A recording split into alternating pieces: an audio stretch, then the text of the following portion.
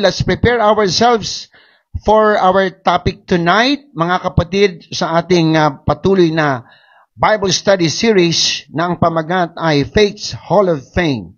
Atin pong iniisa-isa ang mga pangalang nakatala sa aklat ng Hebreo Kapitulo 11, sapagkat ang mga pangalan pong ito ay nagpakita ng kakaiba, mga kapatid, na pananampalataya na mayroong kalakip na gawa na pwede nating tularan, mga kapatid. Pwede nating sundin sapagkat sila po ay pinagpala ng ating mahal na Panginoong Hesukristo.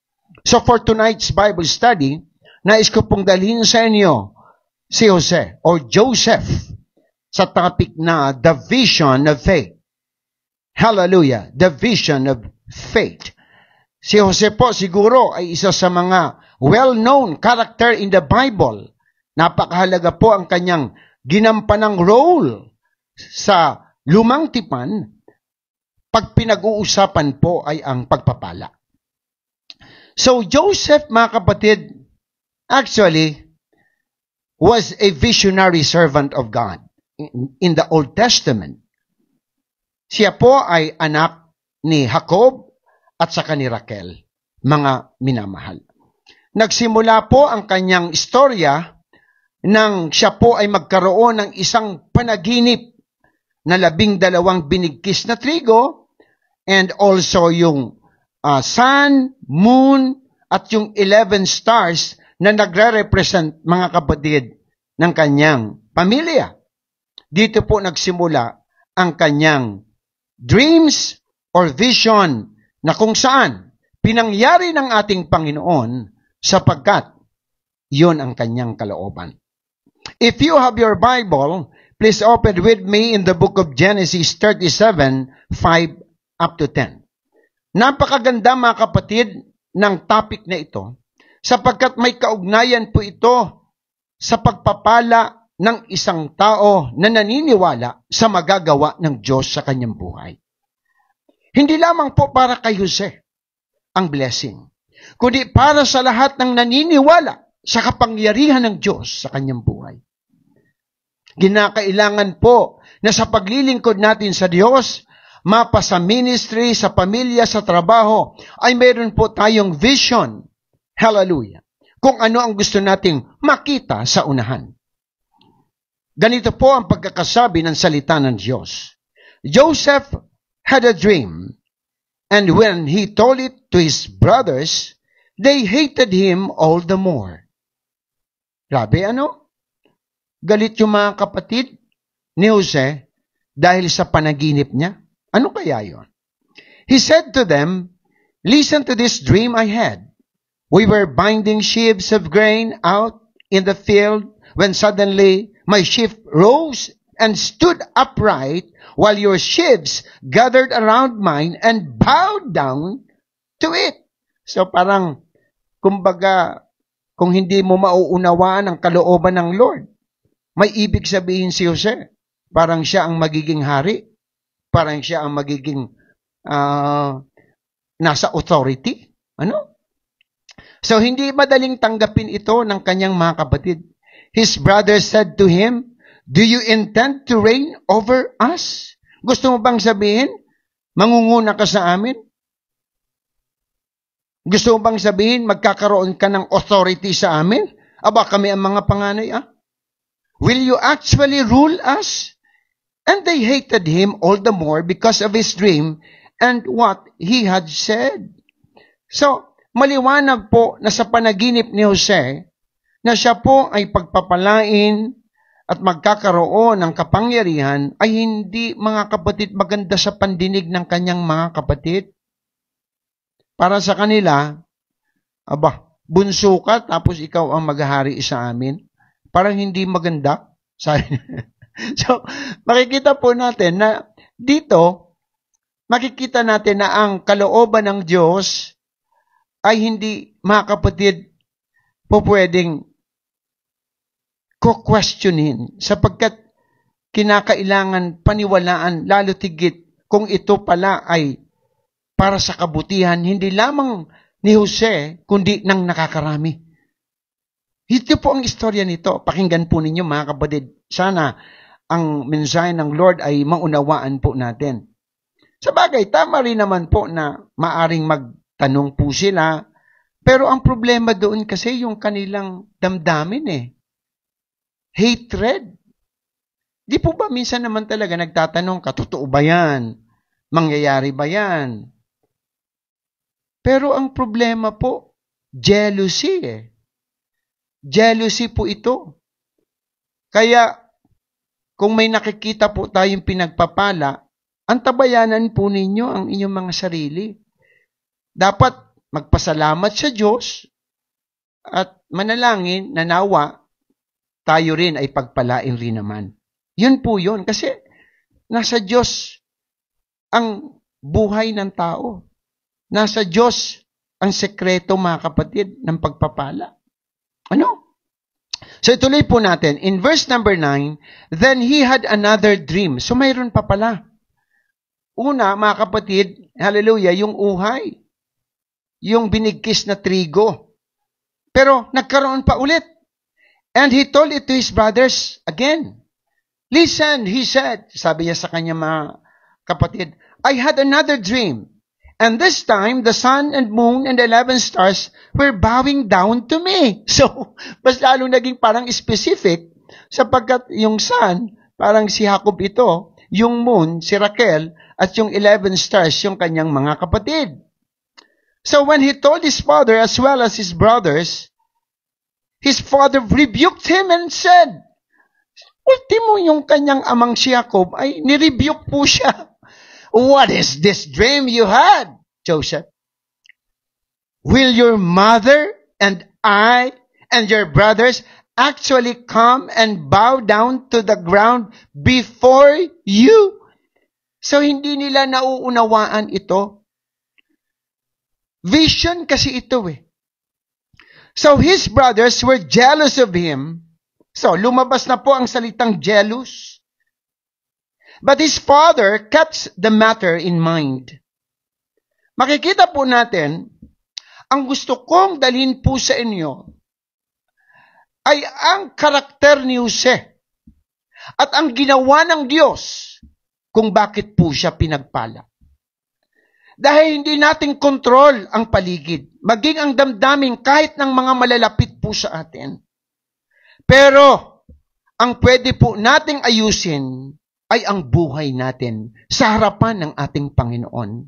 After all, hindi ang tao ang may hawak ng ating kinabukasan, kundi ang Diyos, mga kapatid.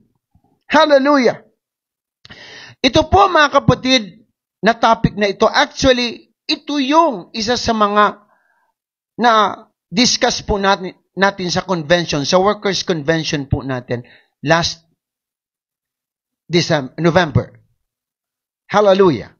Kung makikita po natin mga minamahal, talaga pong napakaliwanag na ang buhay ni Jose ay isa sa napakagandang testimony para sabihin natin na kahit mahirap, pag nagpatuloy tayo, may biyaya at may pagpapala.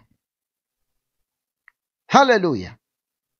Sa Book of Hebrews, chapter 11, verse 22, nabanggit ang pangalan ni Jose.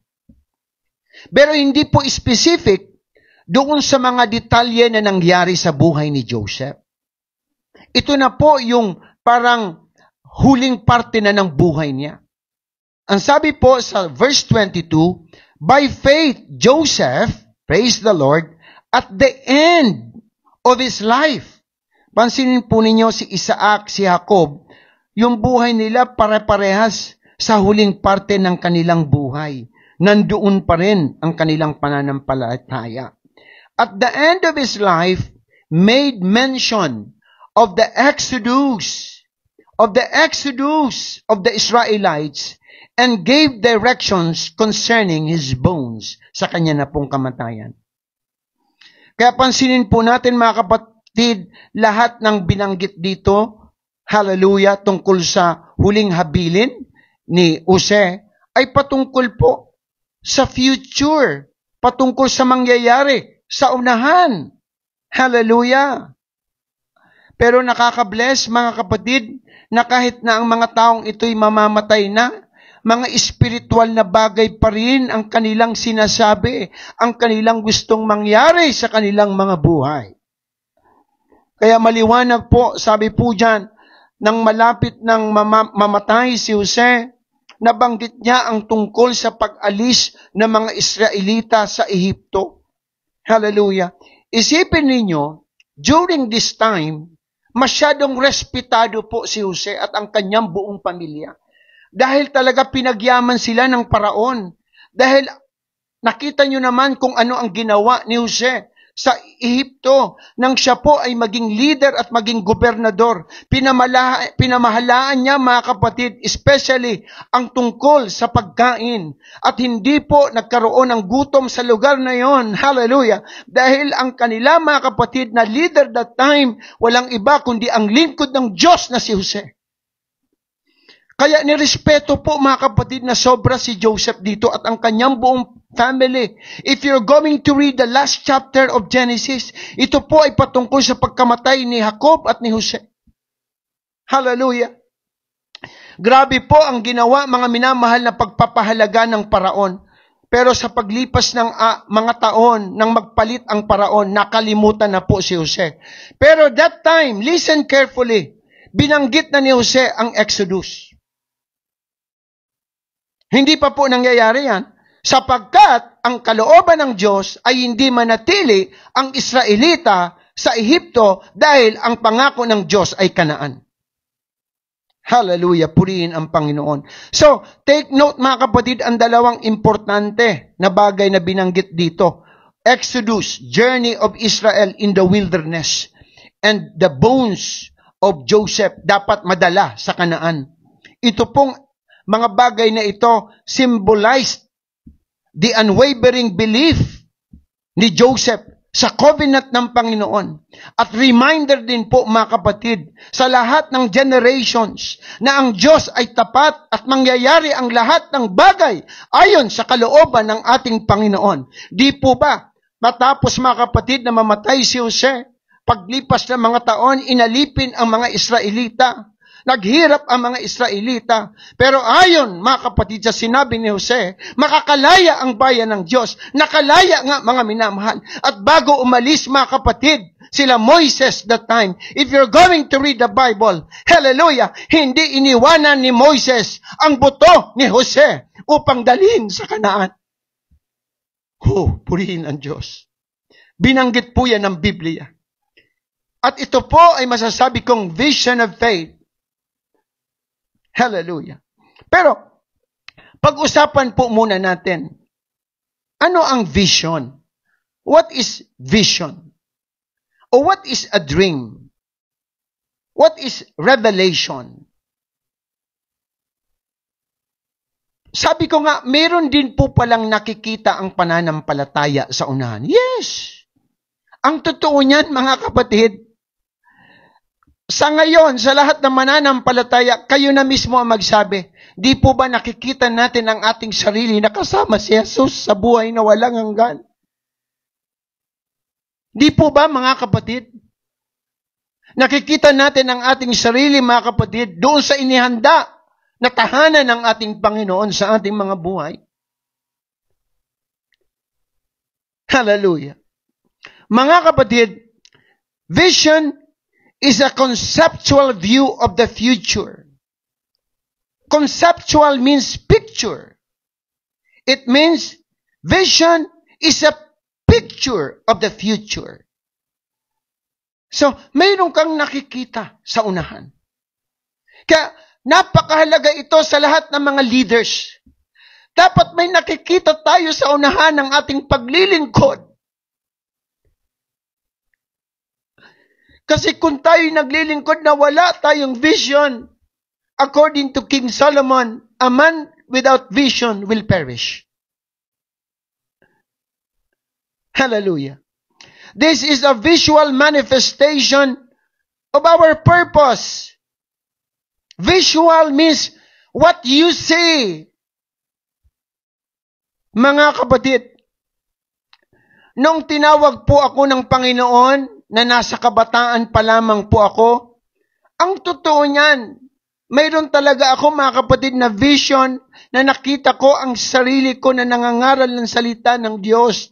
Dahil na mga panahon po na ako'y sumasama sa mga krusada bilang kumakanta rin po at isa ring musician, nakita ko po kasi yung purpose ng Lord. Bakit ako tinawag? Bakit ko ginagawa ang mga bagay na ito? Hallelujah! Na dapat sana bilang nasa kabataan, barkada dito, barkada doon. Hallelujah! Pero hindi yun ang kalooban ng Diyos. Nakita ko ang purpose ng Lord sa buhay ko na dapat i-share ang salita ng Panginoon. And purpose is all about assignment. Pag sinabi nating purpose, dapat mayroon pong task na ibibigay po sa atin.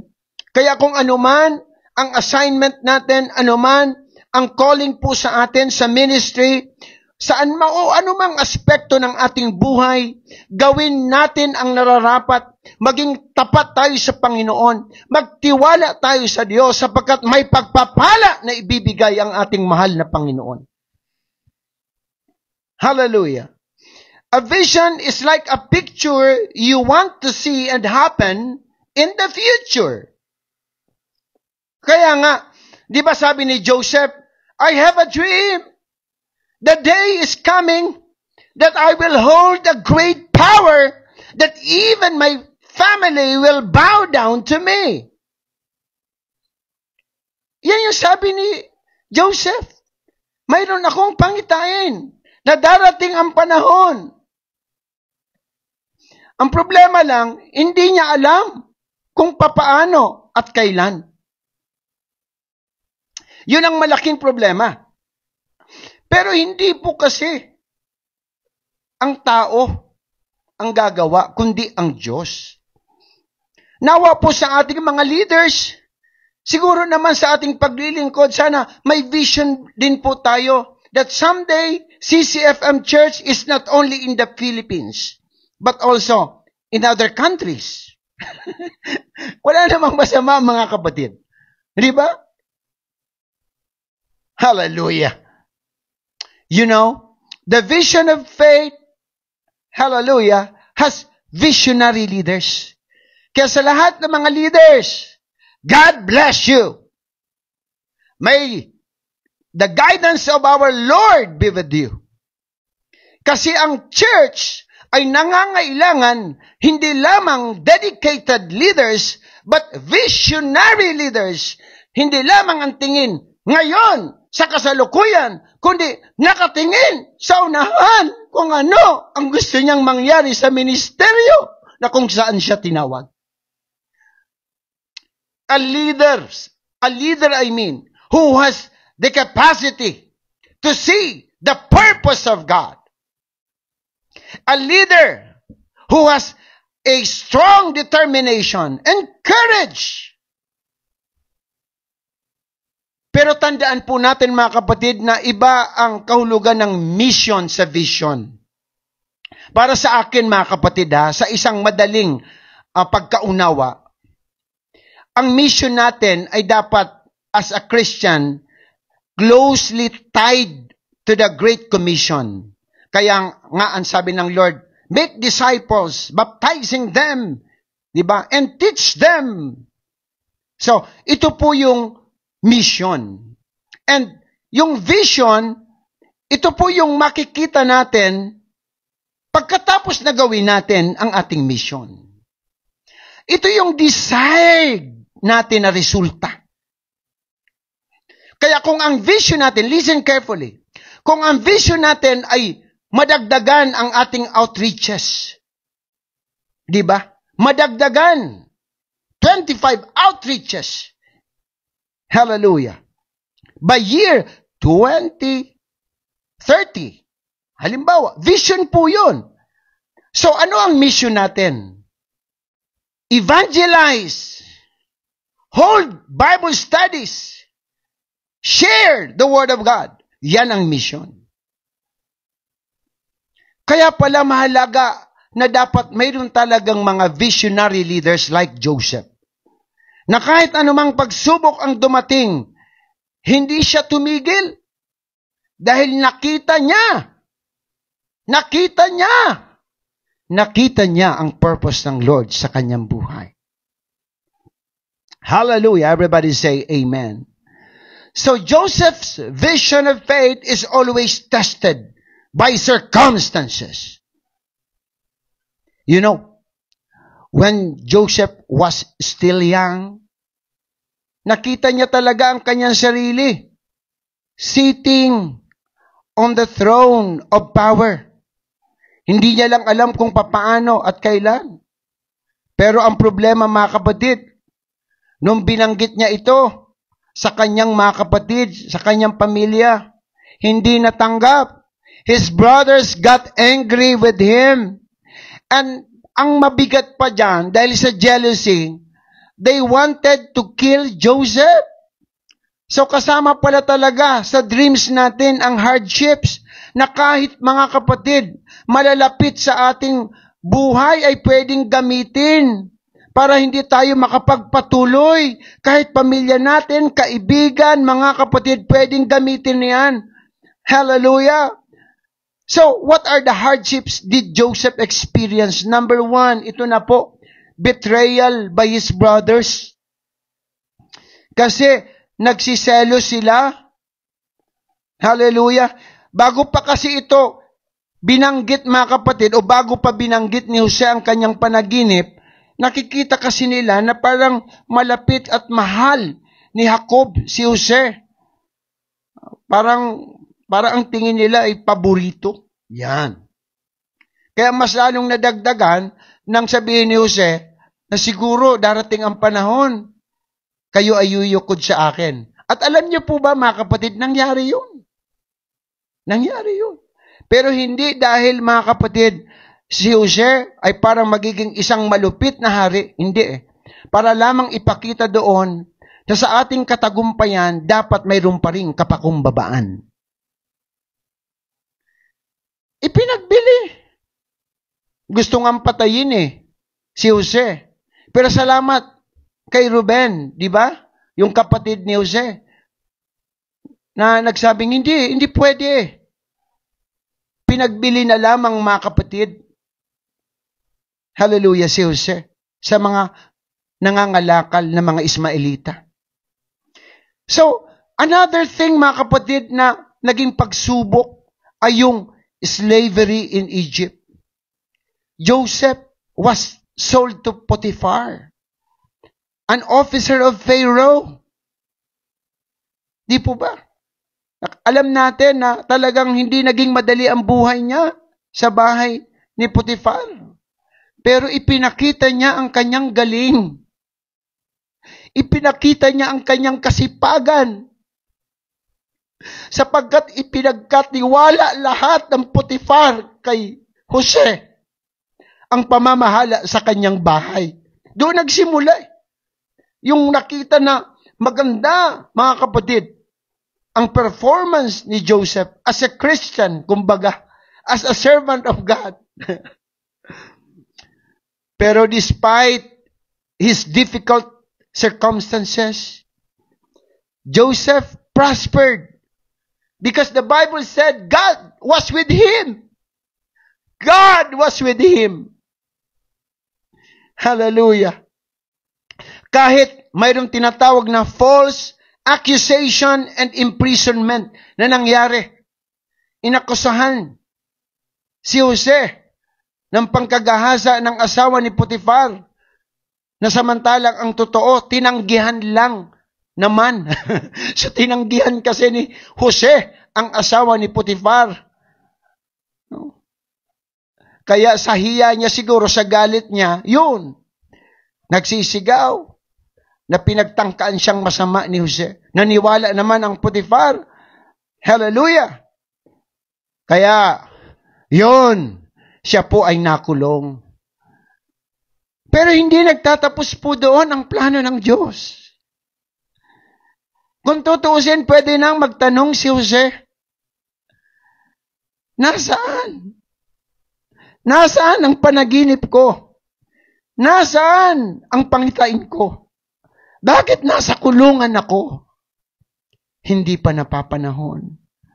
Alam po ninyo, pag nilalagay pala tayo ng Diyos sa mataas na kalagayan, inihahanda tayo ng Diyos.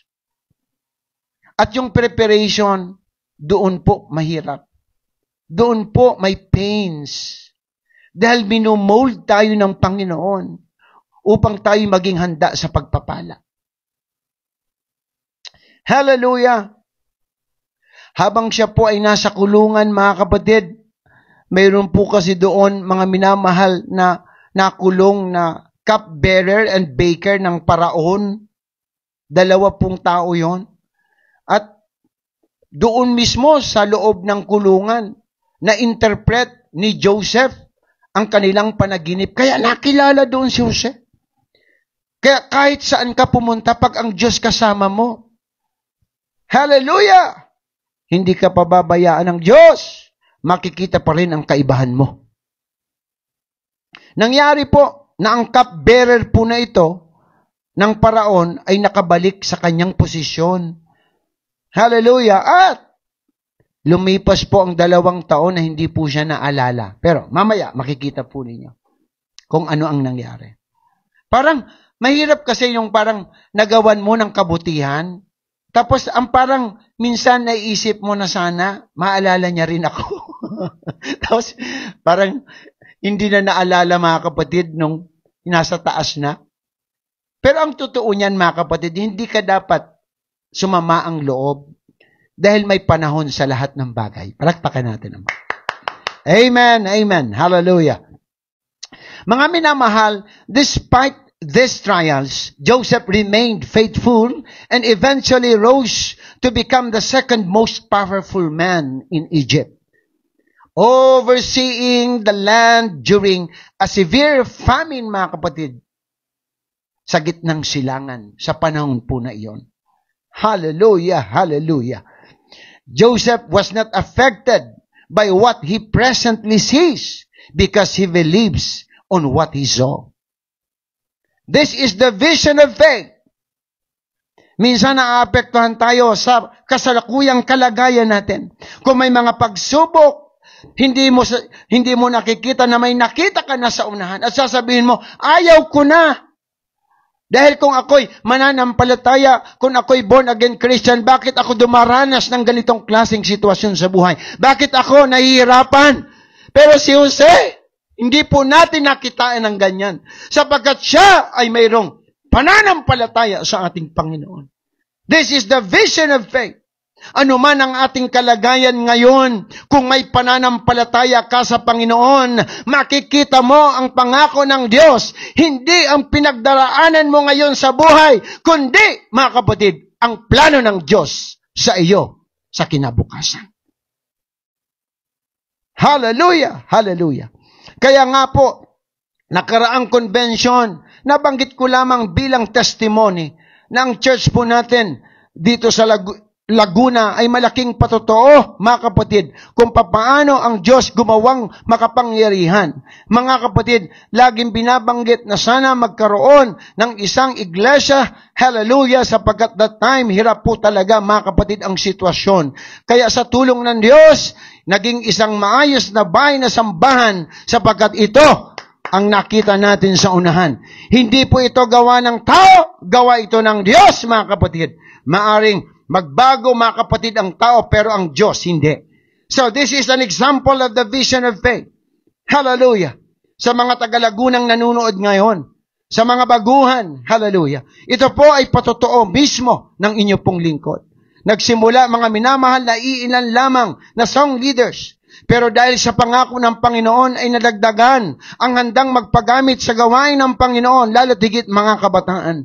May worship department na po, mga kapatid, tayo. Hallelujah. Praise the Lord.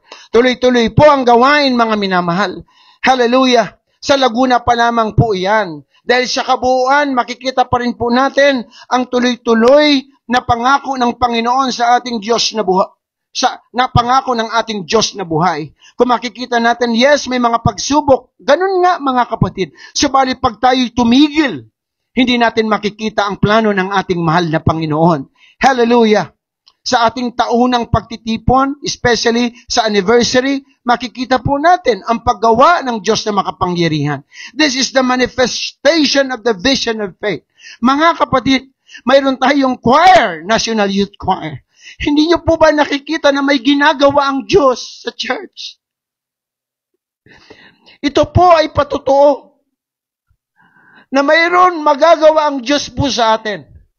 Ang kinakailangan lamang po talaga ay patuloy nating panghawakan na habang gumagawa ang Diyos, patuloy tayong manampalataya na mayroong kalakip na gawa. Hallelujah! Kung may vision tayo, dapat ang misyon aktibo, mga kapatid. Hindi po ba? Hallelujah! Hallelujah! Hindi lamang po yan, nadagdagan na po ang ating mga manggagawa. May pulpit ministers, pastors, board members, Sunday school teachers. Bakit pa tayo titigil? Samantalang nakikita na natin ang pagsama ng Panginoon sa ating ministry. Yes, mayroong mga tumitigil. Pero bakit natin titignan ang tumitigil? Bakit titignan ni Jose ang kanyang mga kapatid? Bakit titignan ni Jose ang pangyayari niya sa kanyang buhay? Ang tinitingnan talaga ni Jose kung bakit siya nagtagumpay ay ang nakita niya sa unahan na siya po ay pagpapalain ng ating Diyos na buhay. So let us all increase our vision upang patuloy ang pagpapala ng Diyos ay dumaloy sa ating mga buhay, upang pagpalain ng ating pamilya, upang pagpalain ng Panginoon ang ating mga buhay, lalo tigit ang ating iglesia. Kaya last convention, mga kapatid, sinabi ko na sa mga taga Bicol na maghintay-hintay lang. Dahil sa Goa, mga kapatid, ang magsisilbing Hallelujah Main Church ng Camarines Sur ay mayroong pong Hallelujah itatayo ng church buhat sa ganito, mga kapatid, na sinimulan. Hallelujah. Itong dating pinasimulan na church sa Goa, kasama po dyan ang masipag nating Mama Elsa. Hallelujah. Yan po ang pinagdarausan ngayon sa Goa. Pinagtulong-tulungan po yan ng kapatiran. Hallelujah. And praise be unto God because a new church is coming. Palapakan natin ang ating Panginoon. Hallelujah. Purihin ang Panginoon. So, for now, let us continue serving God with joy and be thankful for what we have. Because blessings will surely come. Darating talaga.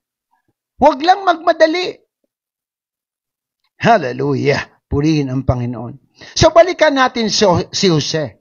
What are the factors that contributed to Joseph achieving his vision? Mga kapatid, na-achieve ni Jose ang kanyang pangitain sa kombinasyon, mga kapatid, primarily ng tatlong bagay. Hallelujah! Nang i-reveal ng Panginoon ang dream sa kanya, hallelujah, sinimulan ito, hindi lamang po ng Diyos, kundi sa pakikisama ni Jose.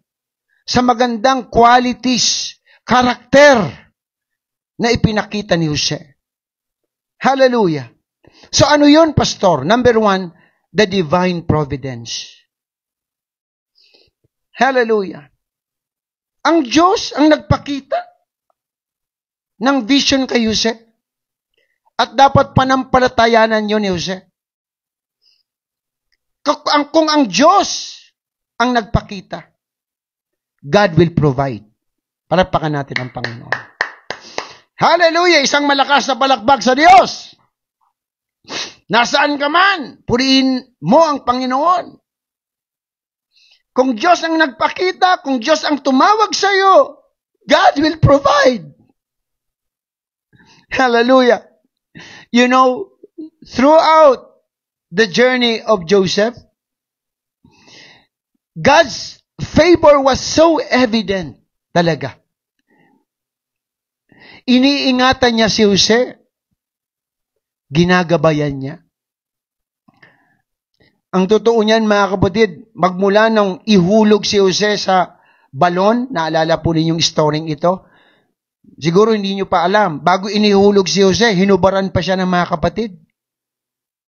Kahit basahin po ninyo. Medyo masakit. Pero, kung saan inihulog si Jose, doon daraan ang mga Ismailitang parating na mga ngalakan. So, ipinagbili na lamang si Jose. Nakikita po ninyo ang purpose ng Lord. Ang providence ng Panginoon. Ipinagbili si Jose sa Potifar. At nakita ng Potifar ang kakayanan at galing ni Jose. Kaya ginawa siyang tagapamahala ng kanyang bahay, liban sa asawa niya. Pero nabanggit ko na po kanina, hindi naging maganda ang pangyayari kay Jose. Okay na eh. Masyado na siyang pinagkatiwalaan, pero tinest pa rin yung tiwala. Baka sakaling bumigay. May kilala ba kayong tao na yung sobrang tiwala nabasag dahil sa isang pangyayari? Kaya sa paglilingkod sa Diyos, remain faithful. Huwag nating abusuhin ang tiwala. Minsan, kahit nasa katwiran ka, dito sa mundo, parang ikaw ang talunan. Kasi wala naman talagang ginawa si Jose. Totoo niyan. Hindi niya nga ginalaw yung asawa ni Potifar, pero nakulong pa rin siya. Pero may gusto ang Diyos na gawin kay Jose. May gusto ang Diyos na mabuild sa karakter ni Jose. Nakulong si Jose, pero malinis ang dangal ni Jose. Hallelujah. At sa loob ng kulungan, nagsimulang magkaroon ng connection si Jose sa Paraon. Everybody say amen. Nabanggit ko sa inyo kanina na doon sa kulungan mismo ni Jose, nakasama niya ang tagapag-ingat ng inuman ng Paraon, cupbearer nga in English, at isang baker o panadero. Doon nakilala si Jose na mayroon siyang angking karunungan na maipaliwanag ang mga panaginip. Yung cupbearer kasi, mga kapatid, naghanap ng magpapaliwanag ng kanyang panaginip, maging yung panadero. At alam po ninyo, na-interpret ni Jose yun ng tama. Sabi ni Jose, ikaw, na cupbearer o taga-ingat ng inumin ng Paraon, makakalaya ka at makakabalik ka sa iyong posisyon. Alam po niya, sabi ng panadero, yung panaginip ko, ayaw na sanang sabihin ni Jose, kasi masama. Sabi ni Jose, ikaw naman, na panadero, pupugutan ka ng ulo. Masama. Mamamatay ka. Ay nangyari po talaga. Sana hindi niya na tinanong. At pagkatapos po noon, nangyari nga ang panaginip. Nang makalaya ang cupbearer po na ito nakabalik sa posisyon niya sa Paraon. Akala ni Jose, listen, hindi na siya naalala ng cupbearer. Why? Dahil from the Bible, lumipas ang 2 taon. Ang 2 taon sa loob ng kulungan ay napaka layo na, mga kapatid. Nakakainip na. Pero si Jose nanatili sa pag-asa sa Panginoon. That is the vision of faith. Dahil naniniwala si Jose na ang Diyos ang may hawak ng kanyang buhay. Sa paglipas ng 2 taon, nung ang cupbearer po na ito ay nasa Paraon na, nanaginip na ngayon ang Paraon. Tungkol doon sa baka, siguro naalala po ninyo yung matataba at mga payat na baka at yung uhay. Hindi ko na-explain pa. Ang point ko lang dito, nakapanaginip ang Paraon. At sabi nga ng Bible, if the time is right, I, the Lord, will make it happen. Nung makapanaginip ang Paraon, walang makapag-interpret. Yung cupbearer. Ay, pari ng Diyos. Sabi ng cupbearer, Mahal na hari, nang ako po'y nasa kulungan, purihin ang Diyos. Nung ako, yung binabasa ko po ito, masyado po akong na-bless. Sabi ng cupbearer na akala ni Jose, nalimutan na siya.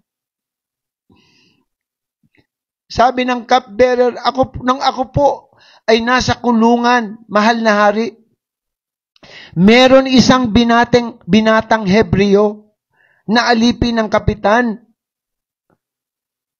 Hallelujah.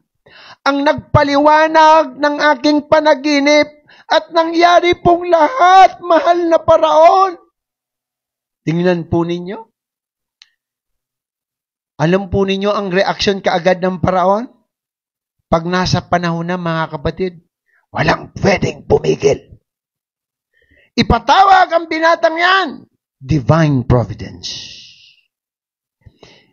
Hindi ang taong may akda. Hallelujah, kundi ang Diyos. Hindi ang Paraon, kundi ang Diyos. Ginamit lamang ang Paraon, mga kapatid, bilang makapangyarihang tao sa panahong yaon upang maisagawa ang plano ng Diyos kay Jose. At ito ang very interesting. Please listen. Alam niyo po bang pinalaya agad si Jose? At pagharap ni Jose sa Paraon, talagang ito yung napansin ko, mga kapatid. Malinaw na sinabi ni Jose. Genesis 41 verse 16. Sabi niya, mahal na Paraon, hindi po sa akin galing ang karunungan, kundi sa Diyos. If you're going to read Genesis 41:16, very clear na talagang sinabi na ni Jose na hindi sa kanya galing. Yan ang tunay na lingkod ng Diyos. Not by might nor by power, but by the Spirit of the Lord. Hindi glory to me, kundi glory to God. Alam po ninyo, mga kapatid, na ipaliwanag ni Jose ang panaginip ng Paraon. At dahil dito, napakabilis ng pangyayari. Ginawa siyang gobernador ng Ehipto. Divine providence. Sa malakas na palakpak po, mga kapatid, you see? Pangalawa, mga kapatid, another key factor that contributed to Joseph's success ay yung faith and trust sa Diyos. Napakaraming naging problema ni Jose, pero na-maintain ni Jose ang kanyang tamang pananampalataya. Yun talaga ang dapat ipag-pray po natin. Sana hindi po tayong lulubog lilitaw sa paglilingkod sa Diyos. Si Jose po, hindi naapektuhan ng mga circumstances sa buhay. Na-maintain niya consistently ang kanyang pananampalataya. Kaya nga, makikita natin, mataas ang integridad ni Jose. Magmula, mga kapatid, sa bahay ng Paraon, hindi po siya na dala ng sila ng dyablo. Hindi. Hallelujah. Sa presohan, ang taas ng respeto kay Joseph. Pagharap niya sa Paraon, very, very respectful si Joseph. Yung kanyang moral character ay nag-gain ng trust sa mga taong nakapaligid po sa kanya. Yan ang kailangan sa vision of faith. Hindi lang dahil sa alam mong tinawag ka ng Panginoon. Hindi po. Ang patotoo ni Jose sa kanyang pananampalataya, mga kapatid, ay napakaliwanag. Maliwanag, mga kapatid, yung kanyang integrity and moral uprightness, mga kapatid. Yung kanyang wisdom and discernment because of faith. Very clear. Dahil nga po, kasama niya ang Diyos. Kasama niya ang Diyos. Everybody say amen. Another, mga kapatid, hallelujah, is yung, sabi ko nga, wisdom and discernment. Very clear po. Talagang nakikita ni Jose ang tamang desisyon, ang tamang panahon, mga kapatid. Yung abilidad ni Jose para mag-interpret ng dreams was so accurate, mga kapatid. Yung kanyang interpretation, tumatama. Dahil ang sabi ng Bible, kasama niya ang Diyos. Hallelujah. Another, mga kapatid, yung effective leadership ni Joseph. Makikita po natin, mga minamahal, na talagang si Joseph talaga ay nakapamahala ng mabuti, mga kapatid, dahil nga sa kanyang angking galing. Nirerespeto siya ng mga tao. Yung work ethics niya, sabi nga po sa commentary, ay napakataas, mga kapatid. Hallelujah. Kaya po, napakahalaga po yung ating faith and trust sa Panginoon ay nakikita po sa ating mga gawa. Karakter, napakahalaga. As far as vision of faith is concerned. And lastly, mga kapatid, yung kanyang intentional actions. Hallelujah! Dapat hindi dahil sa utos ka gumagawa, kundi talagang intention mong gumawa. Dahil alam mong yan ang nararapat. Ano po, mga kapatid, ang binabanggit dyan? Una, yung hard work and diligence. Kung makikita natin, very, very clear, mga kapatid, dahil nga siya po ay pinagkatiwalaan ng Potifar, dahil magaling si Jose na mag-manage, mga kapatid. Napakasipag ni Jose. Hindi po siya, mga kapatid, nagrereklamo. Tuloy-tuloy lamang po ang kanyang paggawa. Kaya po, nabilib sa kanya ang paraon. Hindi lamang po yan, mga kapatid, yung kanyang intention na magpatawad at magkaroon ng reconciliation. Mahalaga po ito sa success ni Joseph, mga kapatid, yung willingness to forgive his brothers and reconcile with them was a testament to Joseph's character. Hallelujah. Kaya doon sa mga tao, mga kapatid, na gusto na, mga minamahal, na kausapin, ayaw pa rin dahil masama pa rin ang loob. Mga kapatid, sa buhay ni Jose, hindi po yun ang nangyari, kaya siya'y pinagpala. Kaya kung ang isang tao, mga kapatid, hallelujah, hindi pa makapag-forgive, ayaw pa ng reconciliation, ay mahirap po pala ito, mga kapatid, sapagkat malayo dyan ang pagpapala ng ating Panginoon. Ang forgiveness, ang reconciliation, mga kapatid, ay mahalaga sa buhay ng isang tao, sapagkat mayroon isang tao, mga kapatid, na willing, pero may mga taong ayaw. Ang pinagpapala ng Diyos ay yung willing, dahil yun ang kalooban ng ating mahal na Panginoong Jesucristo. Kaya maliwanag, nung makita ni Jose ang kanyang mga kapatid, hallelujah, dahil nga po, di po ba pumunta sa Ehipto para bumili ng pagkain? Hindi galit, mga kapatid, ang nasa puso ni Jose, kundi forgiveness. Sapagkat gusto niya sa muli na maayos, mga kapatid, hallelujah, ang kanyang buhay, ang kanyang relasyon sa kanyang mga kapatid. At ito ang hinahanap ng Panginoon upang matamo natin ang pagpapala ng Diyos. At kasama po yan sa vision of faith. Hallelujah. At yung kanya, mga kapatid, nabanggit ko na, yung pagiging effective na leader. Di po ba ang pinangunahan kanina ni Jose, ay sa panahong ito ni Jose, ay yung kawalan, famine, tagutom. Pero nakita ko doon yung pagiging niyang isang mabuting leader. Natulungan ni Jose ang mga tao para huwag magutom. That is leadership. Kaya binibigyan pala tayo ng Lord ng assignment na mag-lead. Dahil gusto ng Lord na gamitin tayo para sa ating kapwa, para sa ibang tao, mga kapatid. Dahil may purpose ang Lord sa ating mga buhay, mga minamahal.